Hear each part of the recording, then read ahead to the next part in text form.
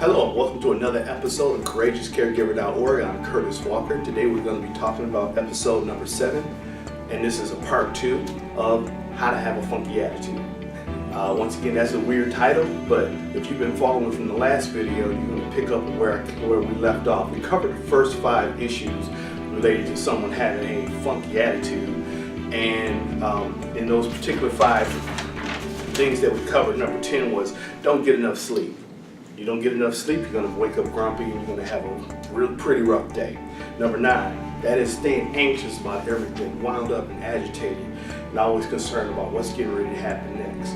Number 8, never practice positive responses. And then that basically means that, no matter what anybody is saying, you always got to have something negative to say about it. Then number 7 was to always be right. No matter what the situation is, no matter who's in the room with you, you always have to be the right person in the room and dominate. Guaranteed, you do that enough times, it'll actually erode who you are, and it'll develop a funky attitude inside you. And number 6 was to concentrate on your problems. So today I just want to pick up where I left off. We're going to be going with number 5. So number 5, get your pens ready, and that is, number 5 is to judge somebody unjustly. Now, I know I've heard it expressed where people would get upset, they say, don't judge me or whatever, or something like that. And in our world, the reality of it is everybody is judged in some kind of way, some form or fashion. Now, I know that I'm not a Bible scholar or nothing like that, but I do want to use a particular reference from the Bible, and that is that the rule for judging somebody is being able to judge somebody on the same measure that you were judged by. So that means that when we have thought or expression about something that's going on in life that looks right or wrong, yeah, we can have an opinion about it, and we can draw a conclusion based off of what we see. Like, let's say if you see somebody who's playing around with, let's say, electricity, and they don't know what they're doing, the judgment call is 9 times out of 10 they're going to get shot. So, that is a form of judgment. But now, let's say that, we practice judging somebody on an issue that we were shown judgment on and we received grace, but we do not choose to show somebody else grace. That's unjust judging someone. So if you're going to actually be cynical and go after somebody and then not really look at the grace that was shown to you as far as the measure that was granted to you, then yeah, that's going to put you in a position where you're always going to be cynical about everybody that you look at. So if you're going to judge somebody, first of all, look at how you have been judged in your life. Look at the grace that has been given unto you. And after you examine that a little bit better, then that'll help you think and speak about what you're going to say next to the individual that you're looking at practice, that you're wanting to judge. The next point I want to bring to you, that is point number 4 on how to have a funky attitude. Be the victim. That's a role, in life we always get a choice where we're either going to be the victim or the victor over a particular situation. And I've come across people where practically as soon as you start talking to them, they start giving you this sad sob story about this person did this or this person did that. They hate their work, they hate their families, they hate their spouse or whatever else might be. Or somebody has said something about them or did them wrong, and it's a continuous cycle, and it sounds like a broken record. There's one thing where you're going to be attacked and accused or something like that, but if that is your constant life cycle, that is an indicator of where you have your focus at. So if you're going to concentrate regularly on being a victim, yeah, all that can do is just stay on the cycle of being more of it.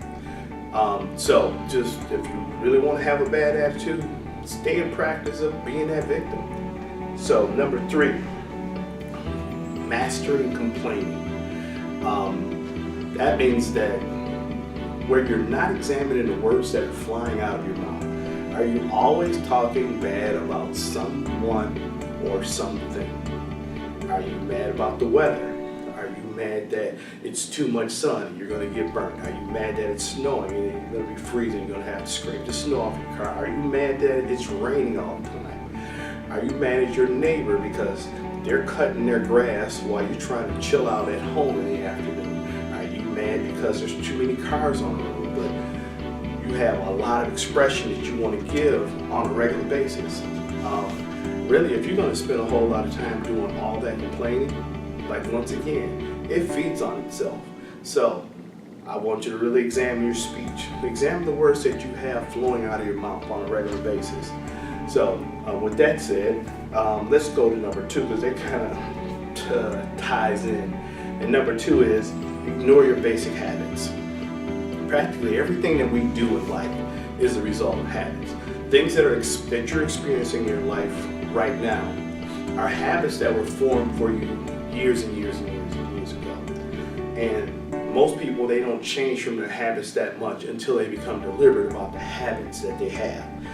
Now, if you want a different outcome for your life in the future, you have to examine your habits, and then you have to tweak your habits so that you can adjust the true outcome, the overall ending outcome. But I know that if you're going to try to function where you're just going to shut your eyes and just go through life and go through the motions and not examine your habits, and you do this on a regular cycle, you're basically functioning unconsciously. You're going to function unconsciously.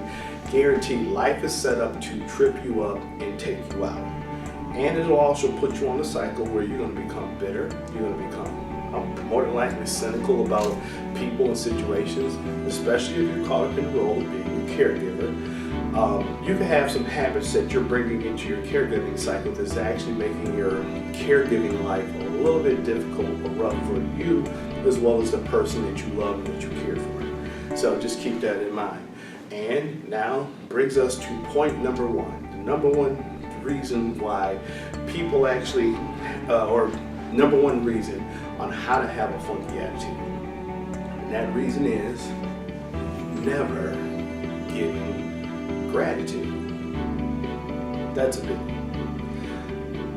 I know that, I've worked with some people and I've dealt with some people who, no matter what you do for them, no matter how nice you are, they never express the words thank you. Those are 2 simple words. I know that when I was engaged in care with my sister, and I got to see some of the heavy parts of caring and loving for her in the midst of the severe sickness of the dementia and the Alzheimer's, especially the Lewy bodies part of it. It was hard for me to watch.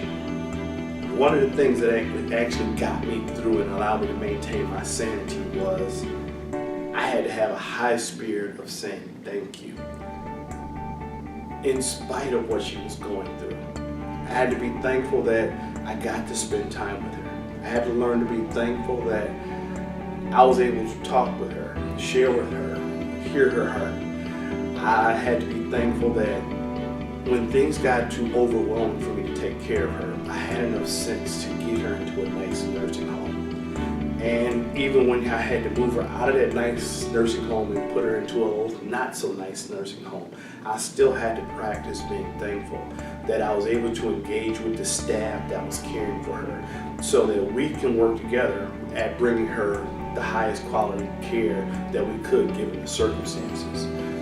And I had to practice giving thanks for family and friends who called upon me, cared, and helped out when things were getting too heavy and overwhelming for me. So the number 1 reason or number 1 way to have a funky attitude is never being grateful.